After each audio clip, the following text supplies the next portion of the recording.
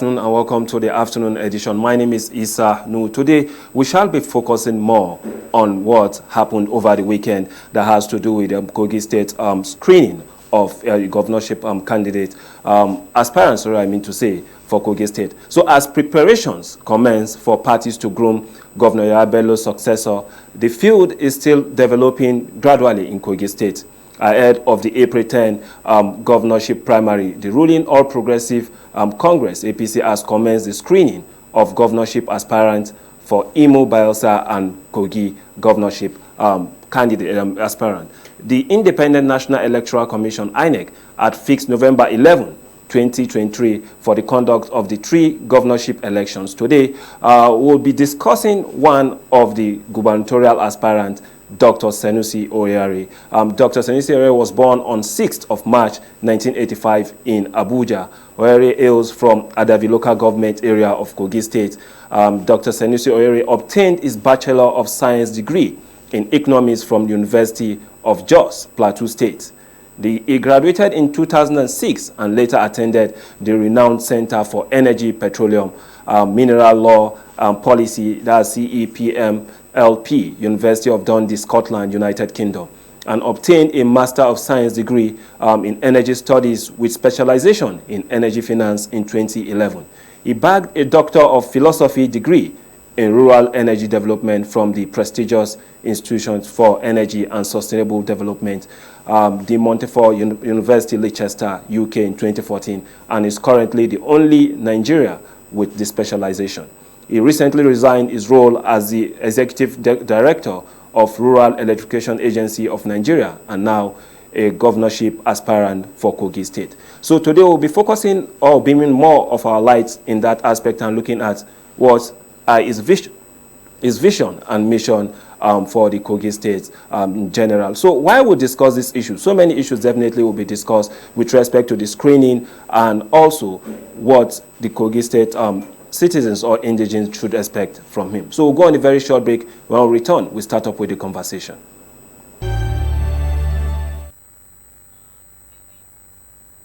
Welcome back from that mild break, and here we have Dr. SANUSI OHIARE. Doctor, good afternoon and welcome to the afternoon edition. Thank you very much. It's nice having you on this program because at this particular point in time, Nigeria seems to be focusing on the 3 other states, Imo, Kogi, and Bayelsa State. But just recently, you were screened as part of the APC aspirant for Kogi State. So what are your plans and what are your motivations for going out for that screening? Yes, as you rightly said, I was screened by my party, the committee set up by my party, and I just received my certificate of clearance today, meaning I'm cleared to go into the primary election under my party for Kogi governorship, hopefully. So my vision is simple: to lead a united Kogi on the path of industrialization and optimal productivity. And what informed this vision is, as you know, my background, my recent, place of work where I resigned was the Rural Education Agency. I was there for 6 years. I did the first tenure and then got reappointed for the second tenure. So my mandate basically was electricity, and we're doing very well providing electricity across the rural communities using different models. However, what I kept seeing in terms of requests, from all over the country, was more of, jobs. Young people, they've gone to school, they've worked very hard, they've passed with flying colors, they're just at home, they've done their service, no work, no opportunity, for them to thrive in business and stuff like that. And then I kept, because I get this request every day, mostly from Kogi, because I'm from there and a lot of them have access to me.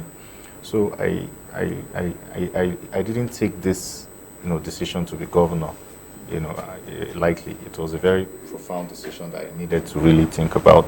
But I felt it was worth it because at the end of the day, if we go there and we succeed in putting, even if it's half of these people that are unemployed, into positions where they can fend for themselves, then I think we would have at least started something on a very strong footing.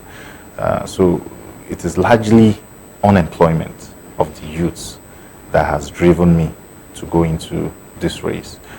Because coming from where my background, I managed the fund, for 6 years. We were able to turn it around. We were able to bring in a lot of investors to partner with, attracted a lot of investments into the rural space, and generated, quite a number of jobs. So we have a mechanism, we have an experience, in terms of partnering with private sector and developing, communities, as well as generating employment and increasing revenues. So if we're able to do it at the rural level, where it's very difficult to get investors to consider, I believe if we're given the opportunity to govern Kogi, we should be able to attract, bring in this model that has worked for us very well at the Rural Education Agency to bear, and provide a lot of jobs for our people, increase internally generated revenue, create an enabling environment for businesses to thrive, and go on to develop our state. I can see that you've had a very good fit in the Rural Electrification Agency, of which I know probably you resigned 17th of February, if I'm right. Yes. And now that you are into this race, about 17 of you, what are your chances of winning the primaries? My chances are actually very good. If you feel the pulse of the people from Kogi and all over the country, it's the feedback we are getting is that the time is right for someone with my experience, someone with my qualification, someone that has served in public service at the national level as a young person and has done very well. Someone that is well known around within the party, internationally, and even within rural communities, and someone that has earned the trust and gained the trust of the masses. It's time for someone like me, to come in, someone with my skill set. And you're not wrong by saying that, because if you look at the array of people I'm running against, they are in their own rights, they've done their bit. But what we need at this time for us to consolidate on what the current governor, Alhaji Yahya Bello, has done in the state, improve on some of the things he has done, and take our state to the next level, then I'm the one, at this time for the job, because the state has been, largely secured in terms of given where we are coming from in 2015. The governor has done very well to secure the state, to unite, different ethnic groups, largely just peace. We don't hear a lot of talk about, ethnic, divisions and all of those things. And he has done quite well in, laying a foundation for infrastructural development, some roads, hospitals, schools and all of those. So now we consolidate on those, expand some of these achievements to other parts of the state, but then focus on job creation. And this is where I come in, because this is a particular area I'm interested in and passionate about. I believe given the opportunity, would be able to, generate a lot of jobs by inviting private sector to come in and, creating the enabling environment for young people to thrive by training and retraining them, to reposition them, by reorienting them, to be more innovative and creative, and, repositioning them really for the future and the vision that we have, for Kogi. Okay, you have a background of economics, and I just want to quickly ask you this. What are your plans to improve the education sector in Kogi State? According to the Nigerian Bureau of Statistics, Kogi State has a literacy rate of 56.6% as of 2020. So what specific steps will you take to improve this figure? Interestingly, I got one data, I'm not sure where it came from, but recently we heard 80-something% literacy rate. I don't know how true it is, but I felt that was, good enough. But we need to, improve it, at least get it to 90% or thereabouts. As you know, Kogi State, in terms of education, we are one of those that have the highest literacy rates in the country. All the components forming Kogi in terms of ethnicity, are people that love education. They love to go to school. Education is encouraged all over Kogi. But because of certain factors, like, not having, the funds, to send, kids to school, and maybe not having any school proximity to school and all of those, you see that some of our children are still not in school. So what I plan to do, aside, renovating and making the environment conducive and secure, mind you, security is also an issue for school, given what happened at Chibok and the likes, is to refocus the curriculum of, academic curriculum of the schools towards something that would make sense for the future. It's not enough to just go to school and learn certain things that are abstract and do not have bearing with, creating jobs, for instance, or making you employable. We need to refocus our curriculum. For instance, if you notice, most of our youth these days, they go to university, they study something different, and after spending 4 years in university serving and not having jobs, they go back to learning new skills.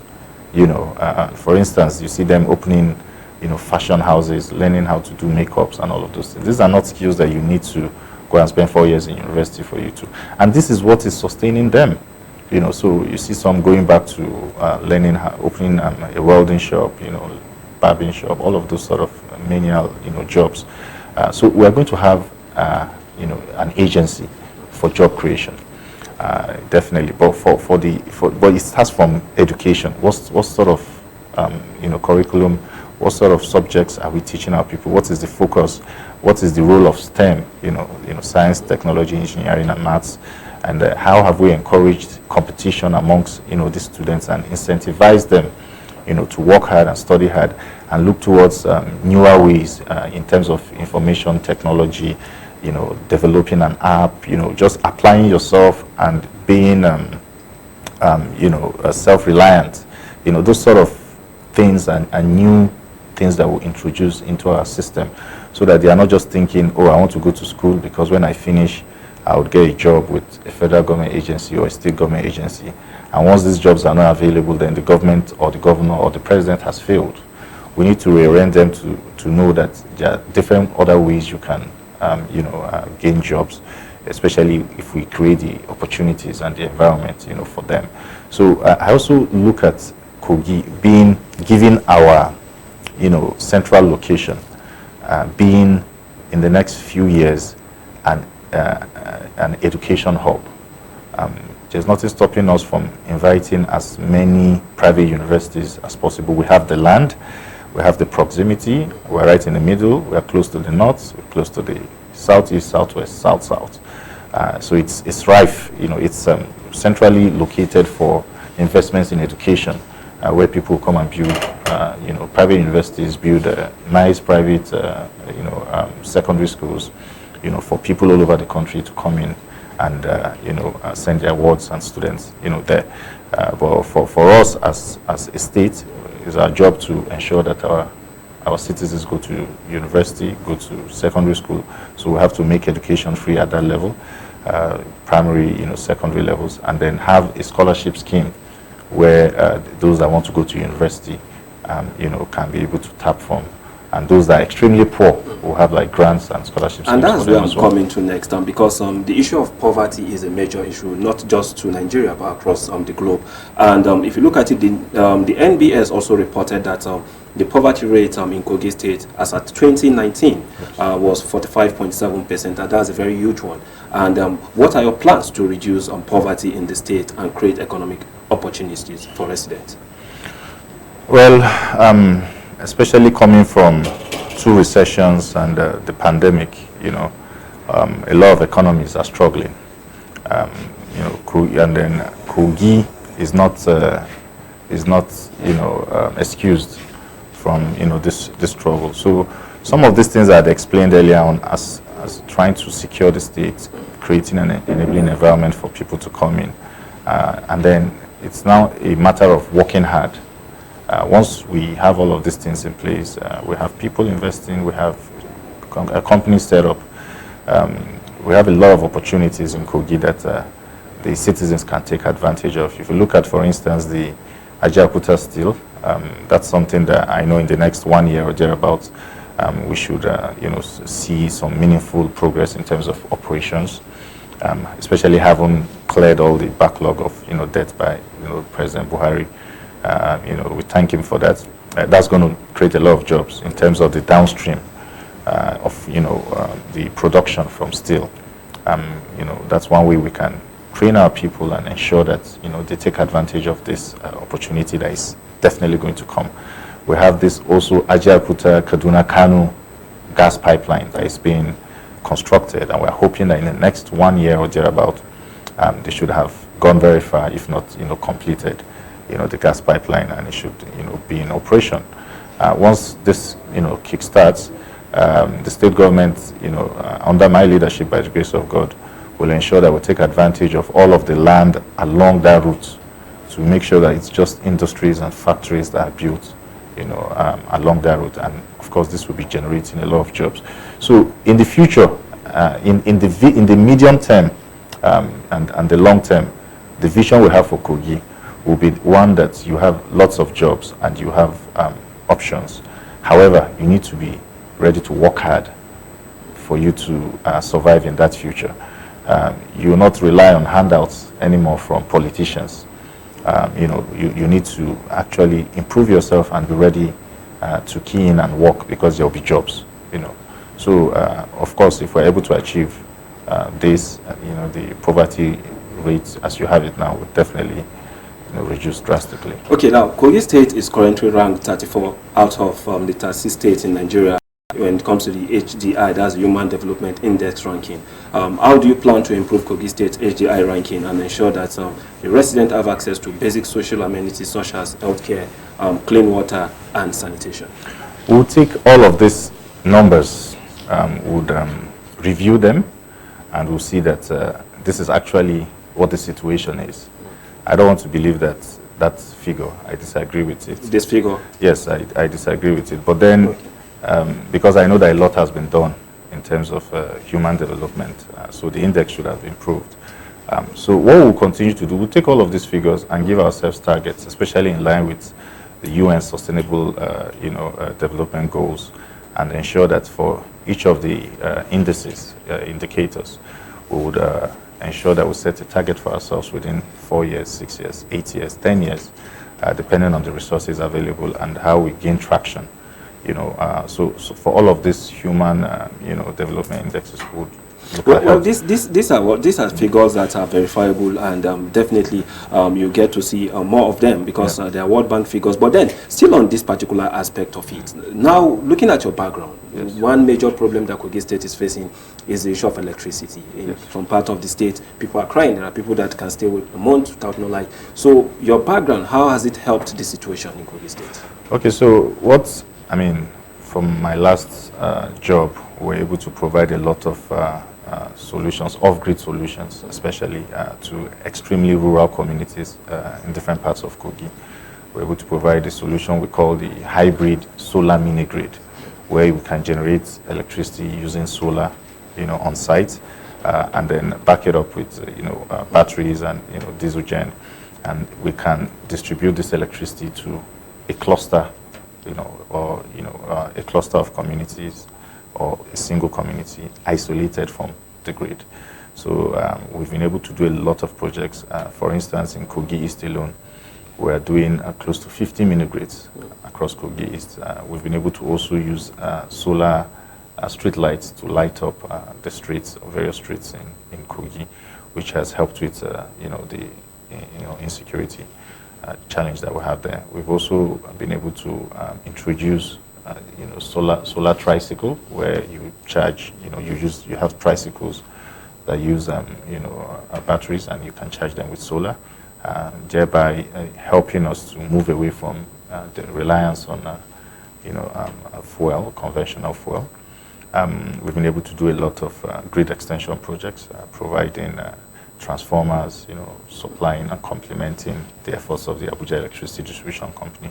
However, all of these are not enough. So what we did a few months ago, before I left the area, was to present a proposal to the governor, Alhaji Ayadoza Bello, where we all of us that have something to do with electricity in Kogi, from the Abuja Electricity Distribution Company, Transmission Company of Nigeria, the federal government, FGN Power, the new Siemens agency, the Rural Electrification Agency and the state government formed a committee where we looked at the issue of electricity holistically within Kogi, and then we brought a solution where we are currently working on. And some of the solution involves, for instance, the crossing the Itobe Bridge with some columns so that you can have high quality transmission across the bridge that will step it down to Kogi East, for instance, where the quality of power has been poor over the years. So if we're able to, under this arrangement, build some columns across the bridge, that would help us to have quality electricity towards that side. There are some major transmission transformers that would be bought. Some will be replaced. Some would, go into new areas. That's also being worked on. And then if you look at the Koto-Karifi Bridge as well, the same problem. Anytime there's flood, they just switch off all the assets there because some of the transformers and some of the lines are submerged in water. So we're also looking at how we can have like some high columns that can take the power across without having, these issues. All of this within the next few months, you will see, we'll start working on. So while we are strengthening the grid, for me as governor, when we come in, we'll strengthen the grid, especially now that recently the president passed, a bill that allows states to generate, transmit, and distribute power. So, but for us, there's no need reinventing the wheel. Where we need to partner with Abuja Electricity Distribution Company, we'll partner with them. Transmission Company, we'll partner with them, so that our people can have quality, uninterrupted electricity. So, we have a plan for that. We've started working on it already. But given the insight that I have, coming in as governor, it makes it easy, and also given that that mandate, I'll be able to convene all of these people, and we'll forge ahead in unison. What would be your short-term plan in making sure that, yes, the youth population that we have in the state, I know you've listed some factors that definitely you are going to consider if you win the primary and contest and then you win the governorship election. What would be your short-term plan to get the youth engaged in Kogi State? Well, the short-term plan is to quickly set up this agency that I've mentioned. I'm going to call it the Kogi Works. And it's going to be an agency strictly for employment generation or facilitation. We're going to have young people run it. We're going to have, the office or the center, just like how you have job centers all over the UK. That's something we can easily set up as quickly as the first 100 days in office. And all the young people will have the database of all of the young people, will have their skills, what they can do, their experiences. And it will be a continuous process, but we can quickly look at what those that are really skilled and we can quickly employ. We employ some of them, and those that we can facilitate employment for them into the private sector, into federal government agencies and other parastatals, those will do as well. But ultimately, I want us to move away from directly seeking jobs for people, but I want them to be self-motivated. So we'll train them to be self-motivated enough to believe, that they can get, given their skills and their experience, they can work wherever they want to work to, and they have a mission and a vision that they are working towards. That will be our ultimate goal. Because if you are self-aware and then you're self-reliant in terms of, that kind of confidence that comes from, your ability, what you can do, and then you can survive anywhere in the world and anywhere in the country. I will encourage them, to seek, for, the opportunities as it were all over. But within the state, this is just for the short term. Within 1-2 years, you see that we're going to crowd in a lot of investments, and these people will need, from even the construction phase, they'll need people to work with. They'll be generating jobs from some of the massive infrastructural projects we'll be doing as well. That one is immediate term. Once we get in, would have like an infrastructure fund where we would carry out massive infrastructural projects all over the state. We'll be creating jobs from even the construction of these jobs and their assets. And then when the investors also come in to build their factories and industries, they'll be employing Kogites, and we'll make sure that this is done. Okay, Doctor, we'll take a very short break now before we return back, because there are several questions that I would like you to answer with respect to the governor having his own candidates. There are so many issues with respect to the primaries, and definitely we'll be asking you that now that you are here. So we'll go on a very short break, and when we return, we will continue the discussion with Dr. SANUSI OHIARE. So let's go for the break. Welcome back. Still on the discussion, the APC preparedness for the Kogi State November 11 governorship election. Just like they did their screening over the weekend, we've seen that, yes, there are so many issues that has to be discussed with respect to how we can push Kogi State forward. And here with me in the studio is Dr. SANUSI OHIARE. So, Doctor, welcome back. Now, looking at this issue that is facing Kogi State, looking at the flooding, as of this time last year, we never expected the rate of flooding that swept Kogi State. And now we're about entering into the rainy season. What do you think should be the plan of the government? And you being an aspirant, what will you have done before this coming of the rainy season? It's not a state government problem alone. As you know, the River Niger and River Benue does not, they do not emanate from Kogi and end in Kogi. Yeah. It started from somewhere, from the northeast and the northwest, and from outside the shores of this country, flows through the northeast, through the high Cameroon mountains there, and then through the Niger, to Kogi, and then flows into the ocean. So it has to be a multi-dimensional, a federal, multi-state approach. It's a climate change issue, really. So this is an area I'm fairly familiar with, given my background as well. And I know that given the experience I have as a state, we need to facilitate some of these conversations with other states that are affected and with the federal government. We need to apply mitigation approaches as well as adaptation approach.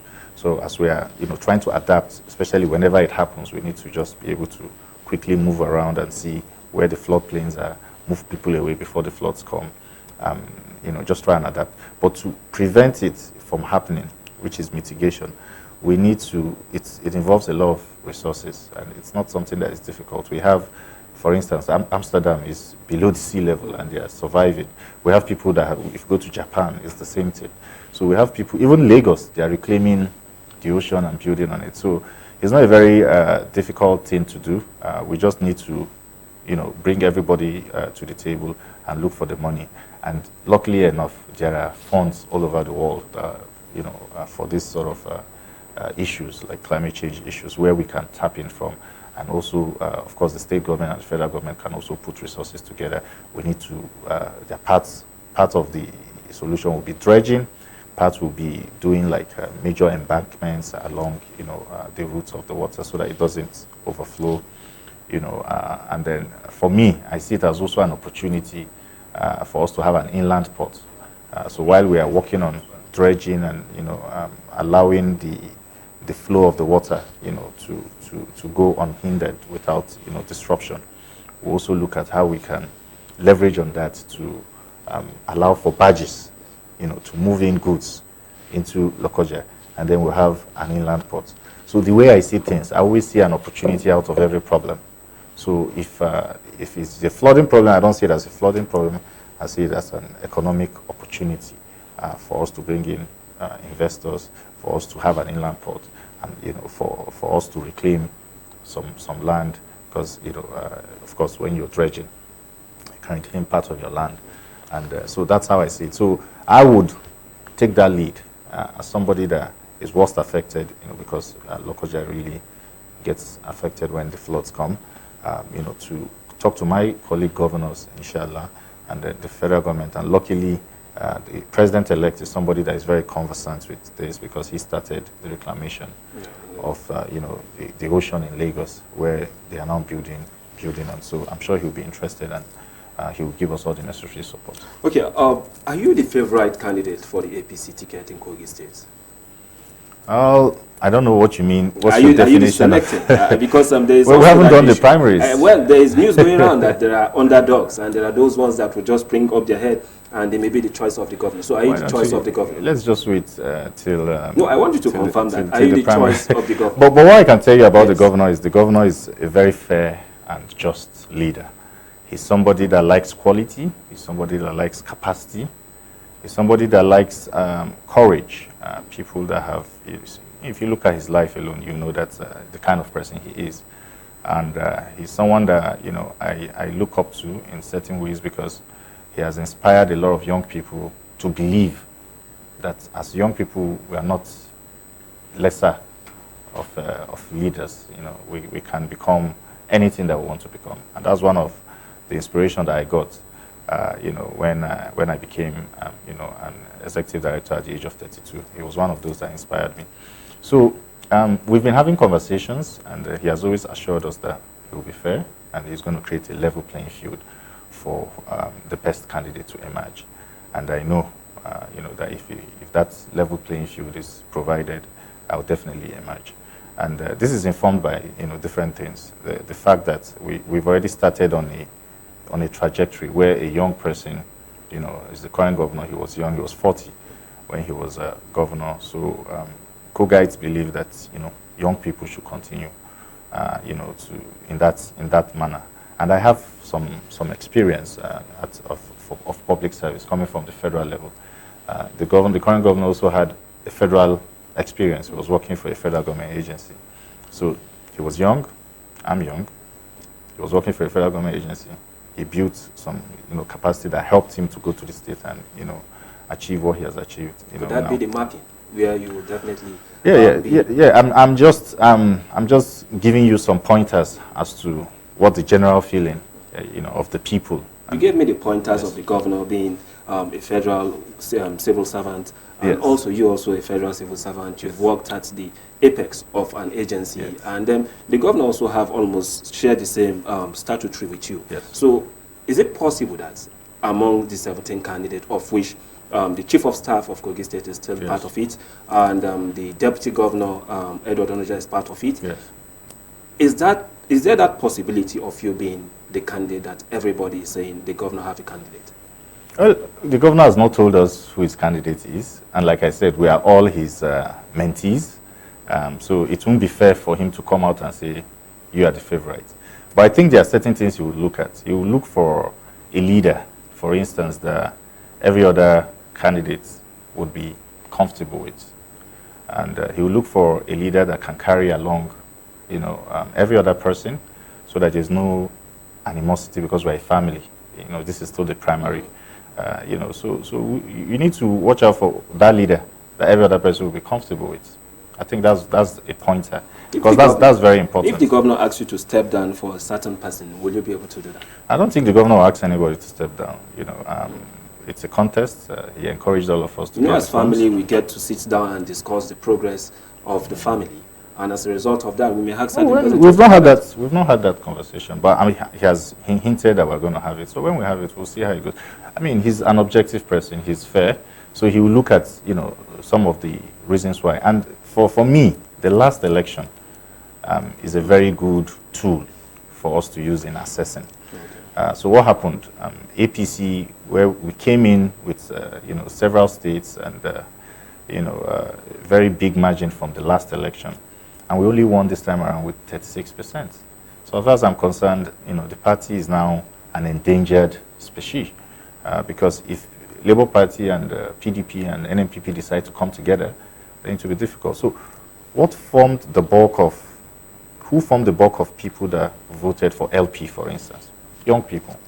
Why? Because they were not happy with some of our policies, even if we know that we've done a lot.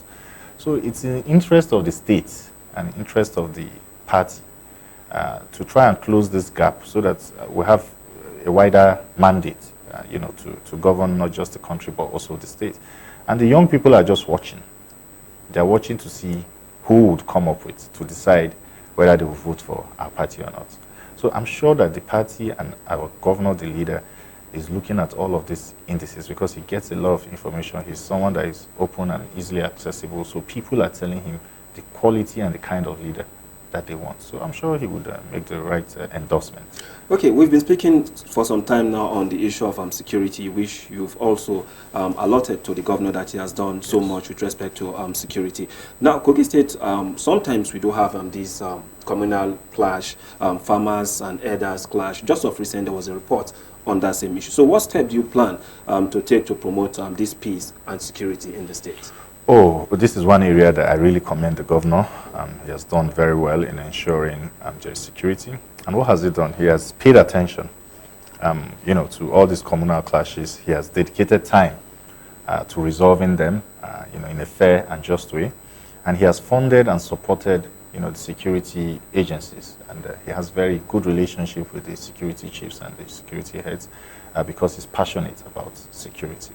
So this is something we're also watching and learning in terms of how he's managing it. And of course, we would take some advice, from him in terms of how he was able to do it.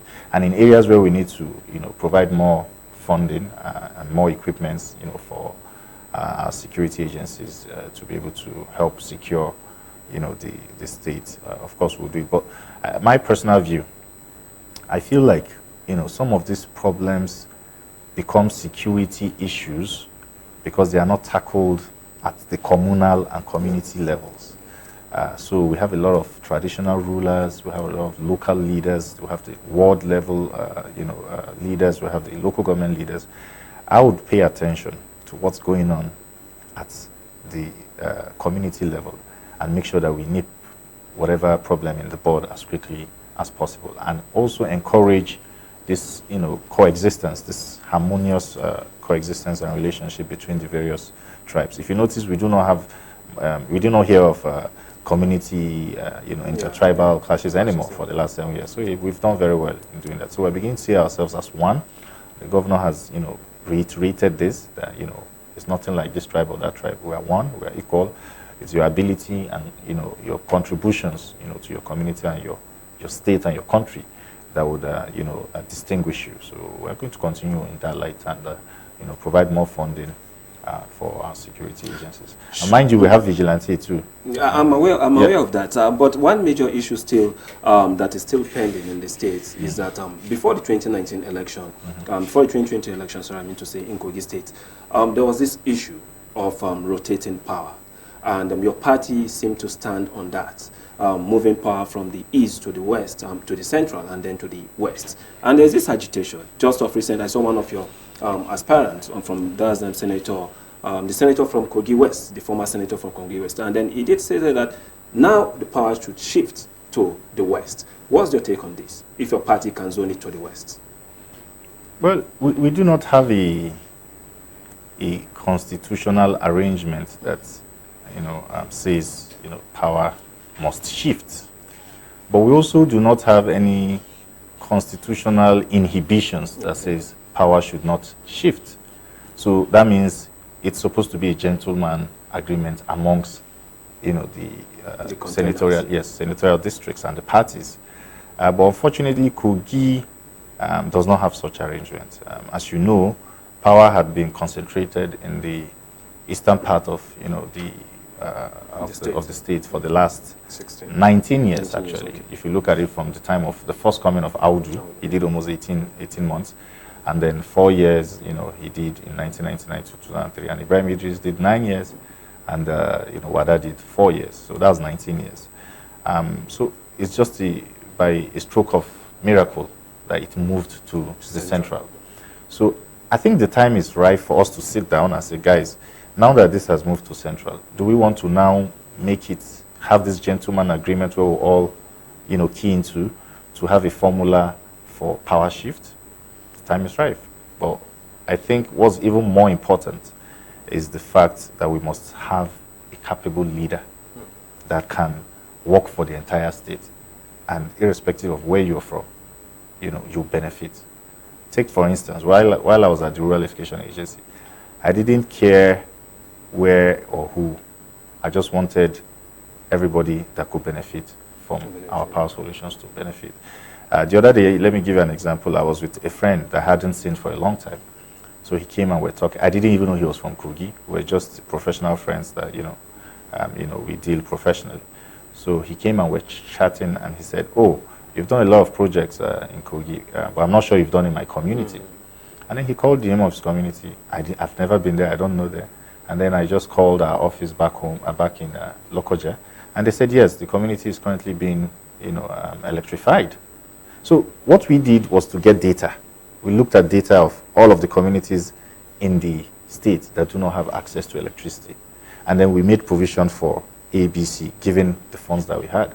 And work just kept going, right?